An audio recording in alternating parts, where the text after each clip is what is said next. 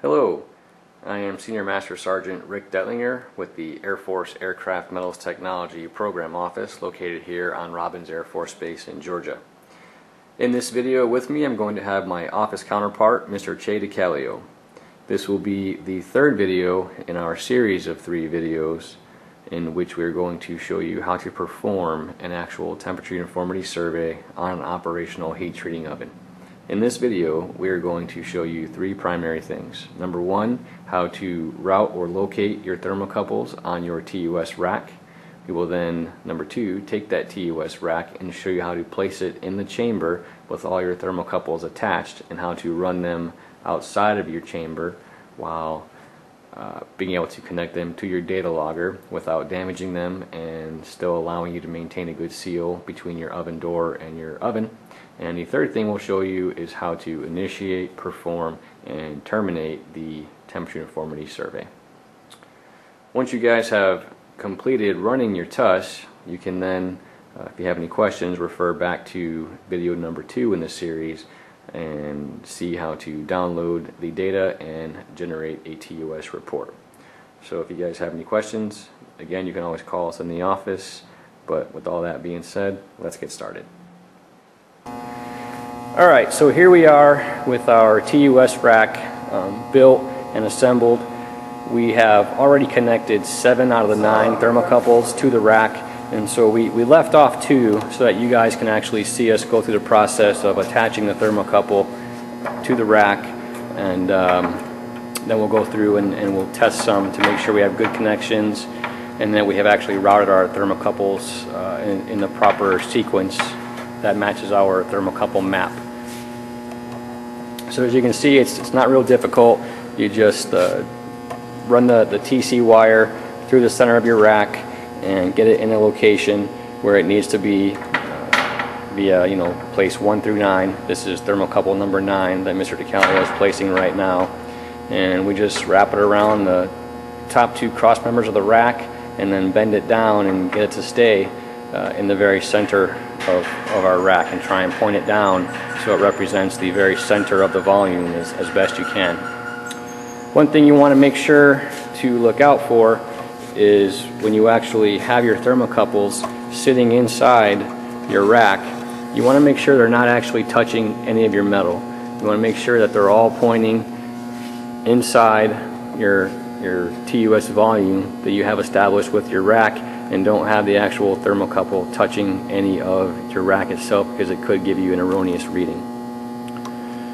So that's all there is. That's your 9 thermocouples that are routed. As you can see, we left, I mentioned earlier, you want to have your TCs be between 10 and 15 feet. So that's what we have here. They're all connected to our data logger via those 2 banks. We have those zip ties there. That's something we're kind of trying to experiment with since we travel around so much. But once you guys get to this point where you have your thermocouples connected to your data logger and they're attached to your rack, you'll never have to really go through this process again of connecting your thermocouples to your rack, unless of course you have to change a thermocouple or you meet the end of your service life for all 9 thermocouples. What we recommend that you guys do, since you're going to be in one stable location, is once you have your thermocouples attached to your rack, then take them, and when you get to the certain point and you're ready to go, just pull out the whole bank itself. That whole bank of thermocouples right there can pull out. And so I'm going to walk around and pull one for you right now so that you can see. So if we were completed running our survey and we're going to store our rack, we would just pull the whole bank out and then store our rack with the thermocouple still attached to our bank of thermocouple connectors.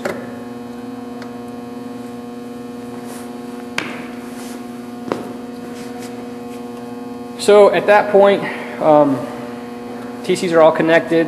We're going to turn the data logger on, let it boot up.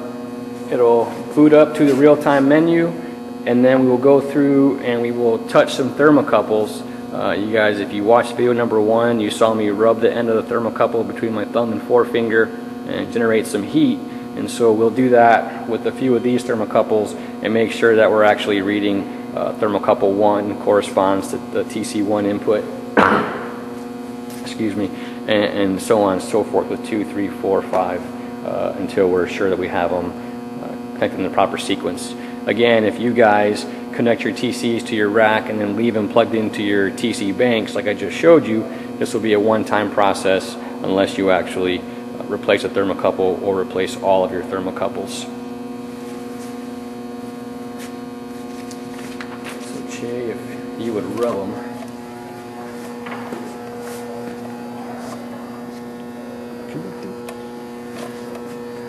Alright, so this is our TC map that we use, and so as I call them out, Mr. DeCalio will generate some friction on each TC number on the rack, and then we'll watch this readout right here to make sure that we are in fact reading the proper thermocouple.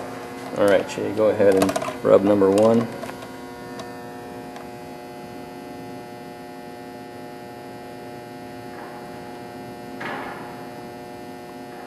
There we go, it jumped up. That's a good one. Number 2.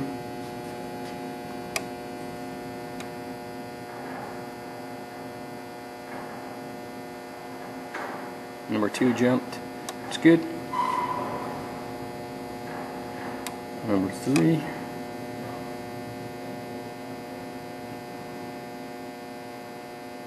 Number 3 jumped. Alright, so you guys get the point there. That's a one-time validation thing that you want to do, and you want to do that so that you don't get, if you do have an erroneous reading, or if you need to pinpoint a hot or a cold spot in your oven, you're actually going to the correct location. You know, there's nothing worse than trying to correct something that's erroneous and you're going to the wrong corner and making things even worse because you didn't generate the proper TC map, or you didn't make sure you connected your thermocouples to the right location. So this brings us to point number 2. We're going to actually place the rack into the oven and show you guys how to close the door on your thermocouples without damaging them. This is your standard lucifer oven, over under, lower chamber circulating air. Your upper chamber is still air. This TUS rack that we have assembled here is 10 by 10 by 24. The chamber itself is 12 by 12 by 36. So we place this rack about 6 inches from the front of the oven, and you can see you got about a 1 to 2 inch gap from the sides. Now, one thing that I want to take a minute to explain to you guys here is the qualified working zone. You have 2 choices when you place or try and perform a TUS. You can try and qualify your whole chamber, or you can qualify a qualified working zone. Whatever you choose to do is up to you. The whole chamber would essentially mean that your rack is almost the same size as your chamber, and you could place a part anywhere you wanted to within that chamber. If you are having difficulties with that method, you can then perform what's called a qualified working zone, or you can choose to go right to a qualified working zone of a smaller volume. If you choose to go the qualified working zone route, then any part that you heat treat must fit within the volume, the exact volume and location of your TUS rack that you use to survey your chamber. If you guys have any more questions on that, you can give us a call, but we're going to press on. So you can see there, let me lower the camera a little bit, and you can see we have our rack placed in there, and Mr. DeCalio will spread out the thermocouples a little bit. What you're going here, trying to do, ideally we would have a thermocouple port on the side of our oven, but since these are older ovens not designed to really have a TUS brand on them, there's no port. And so what you do is you spread your thermocouples out as flat as you can, try and get to where you only have one TC that's going to be closed on at any given time, and then you'll have your partner close the door. So that's what we're going to do.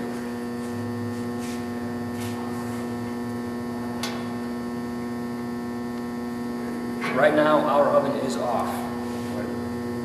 Watch yourself.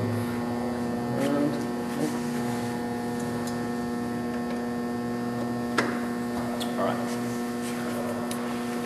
So the oven is off for that process. So what we're going to do now, since the oven is off for safety purposes, you don't want to burn yourself trying to place your TC rack and place your thermocouples and close your door. We perform that process with the oven off, and then now we'll turn the oven on and let our oven come to temperature with the TC rack inside. We're not going to be trying to capture data during this time. We just did that for safety purposes. Unless you want to go ahead and fire it up, Che. So to make this semi-realistic, right, or not semi, but very realistic, we generally would not heat treat our parts, or I should say we would not place our parts into our oven while we ramped it up unless the recipe called for it. So in this scenario,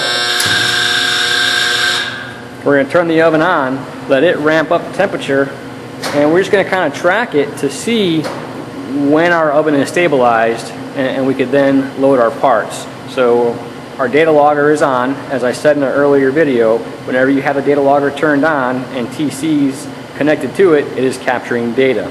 So we can use our data logger to track the trend of how long it actually takes our oven to heat up. I know in the past, when we turn the oven on, we rely on our controller. Whatever the controller output says it is, that's what it is. So if we set this to 920 or 375 or whatever we do,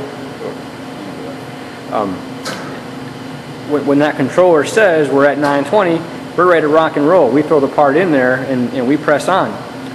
But with having this TUS rack in there, oftentimes what we have seen is the oven controller will say 920, but when we go to our 9 thermocouples in our TUS rack, it might be reading 880, 890, 900, you know, somewhere in there. There might be one TC that's hovering around 920, but all 9 are not in that range, so our oven is not stable and uniform temperatures to heat treat our parts. So this will actually tell us how long we need to wait after we turn on our oven before it actually meets temperature and is stable and uniform. So for sake of this video, we are not going to wait that long. We're not going to wait an hour for this thing to stabilize. We're going to press on as if, you know, we're doing a TUS. So what we're going to do when we do this TUS, we're going to actually perform a simulated part load. So we are going to go to the data logger. We're going to go to the survey menu. We're going to click Start Survey, which is going to begin capturing data, right? So it's always logging data, but it's going to begin capturing data for this process. After we start our survey, we will perform a simulated part load, which is simply opening our door, holding it open for 3 to 5 seconds, and then closing our door to kind of mimic us placing a part into the oven. At that point, we will go into the data logger and click Mark Approach, which is tracking our recovery time. AMS 2770 says that for heat treating aluminum, you have 20 minutes to meet recovery time, which means your oven has to recover to within plus or minus 10 degrees of your set point temperature uniformly within 20 minutes.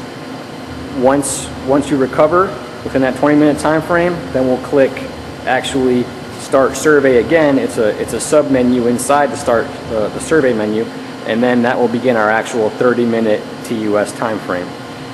After our oven has ran successfully for 30 minutes under a TUS, we will click Terminate Survey, and at that point we're ready to unplug our thermocouples and take our data logger to our computer and download the data. So with all that being said, we move on to part number 3, or item number 3 of this training.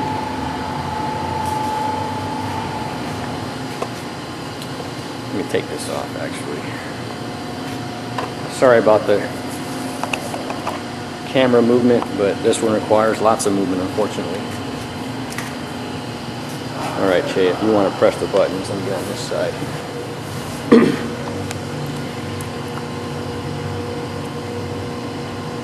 Alright, so like I just said, Mr. DeCalio is going to operate the menus here.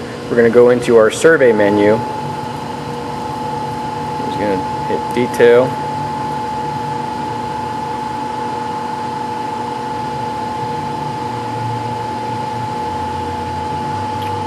Okay, so from here, if you recall back to video number 1, you have 2 choices. You can edit your template and input all of your data here. If you have any changes, for you guys, most likely being singular units, once you input your template one time, it most likely won't change. For us, we're not going to change a whole lot of data here, but what we are going to change is the survey set point. Again, you recall all those inputs right there that are critical. Our survey set point is currently 375. We're also doing 375. Okay, so we're currently set at 375, so we're not going to change that. But if you wanted to, you touch the set point and then edit, and then you would, in the next menu, you would touch your value and then click OK. But we're not, so we're just going to back out of it. We're just going to escape. All right, so you can click OK. Okay, so from here, as we said, we're going to click Start Survey, and this begins to actually capture our data. It wants to make sure we're sure, so we didn't create an error and click Start Survey on accident. So are you sure? Yes, we're sure, and this tells it to begin a survey.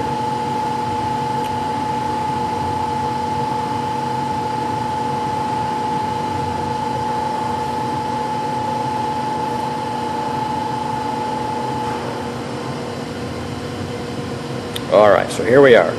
So here's your survey menus. You got Mark Approach, Mark Survey Start, and then Complete Survey.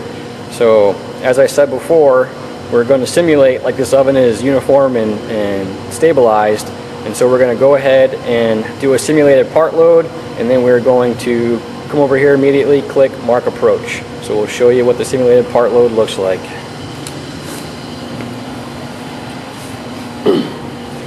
Alright, so all he's going to do is he is going to open the door, count to 3, 1, 2, 3, and he's going to close the door. And that basically simulates loading your part. Now, how does that simulate loading your part? Obviously, you're opening your door, but that generates a huge downward spike in your temperature. And so now your oven has to recover. So we're going to go in here and you're going to click Mark Approach. So he clicks Mark Approach. He's going to enter the time. Right now, 249. So if you change the date on that one, just put it back to the 22nd. Hit 22, and then touch the. There you go.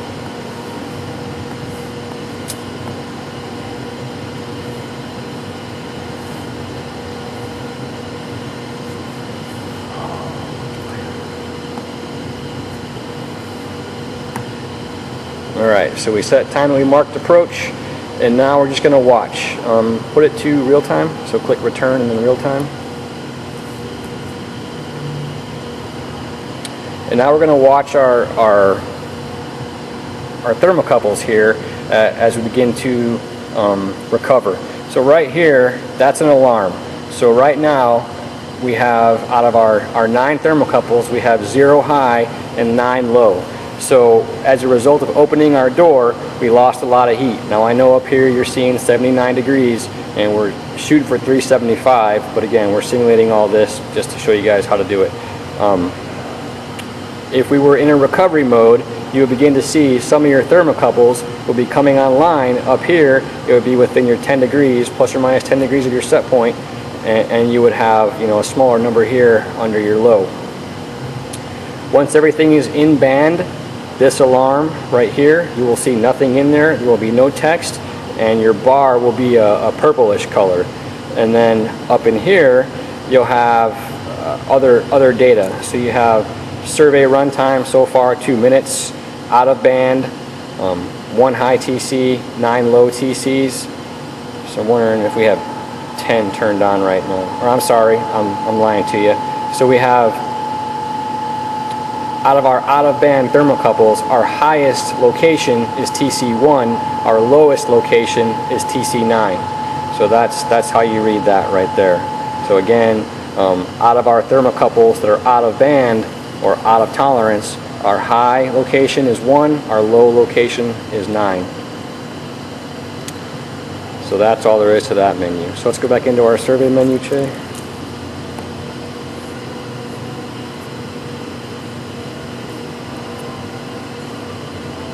So once we get back into this survey menu, you'll see it looks like the same menu we just left. We've already started our survey, so this button still says complete survey. So let's just say we marked our approach, we've tracked our recovery, we recovered within 5 minutes, and we're ready to actually start our survey. So now we'll go ahead, we'll mark our survey start.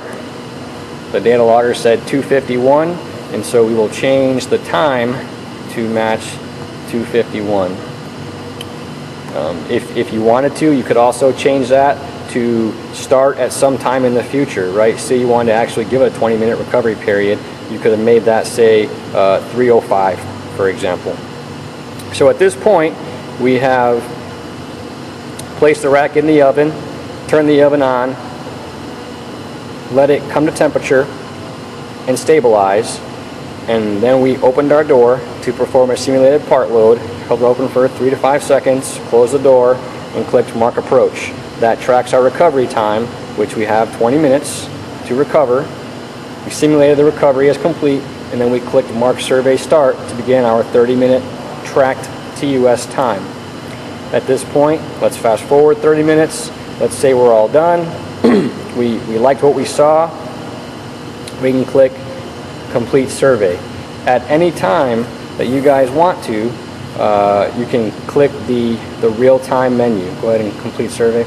If at any time, let's say during your 30-minute TUS time, you want to actually track what you're seeing with your thermocouples, you would click return and then real time, and it would show you. Whenever I'm performing a TUS, I prefer to be in that real-time menu because it gives you the alarm and everything else. Touch it again.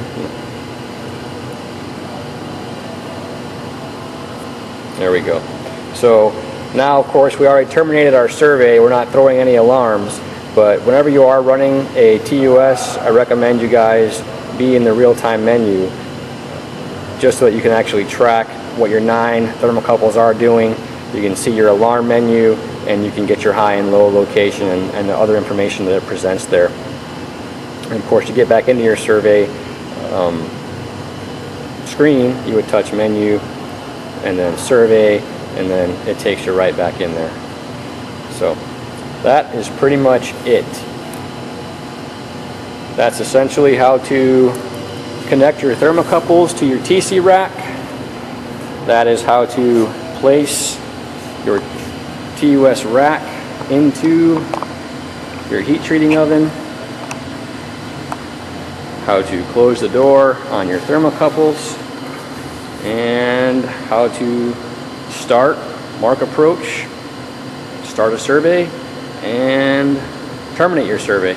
From this point, you would be ready to take your data logger over to your computer, connect it like I showed you in video number 2, download your data, generate your TUS report, print it off, or file it electronically, and call it complete. If your survey did not pass, right, if it did not maintain plus or minus 10 degrees during the entire 30 minutes time, there are some options that you have, such as controller offsets and other manual workarounds that you can perform, but that is a whole separate topic. So again, I am Senior Master Sergeant Rick Detlinger. You saw Mr. Che DeCalio in this video as well, and we are from your Air Force Aircraft Metals Technology Program Office located on Robins Air Force Base, Georgia. If you have any questions, give us a call, DSN 472-4773, or what are you, Che? 468-9144. You can also reach us both by email, charles.detlinger@us.af.mil or che.decalio.1@us.af.mil. Thanks for watching. If you guys have any questions, all that I ask is that you guys actually try to run your TUS first and then give us a call so we can talk about it intelligently, and you can tell us what difficulties you're actually having. Thank you for your time.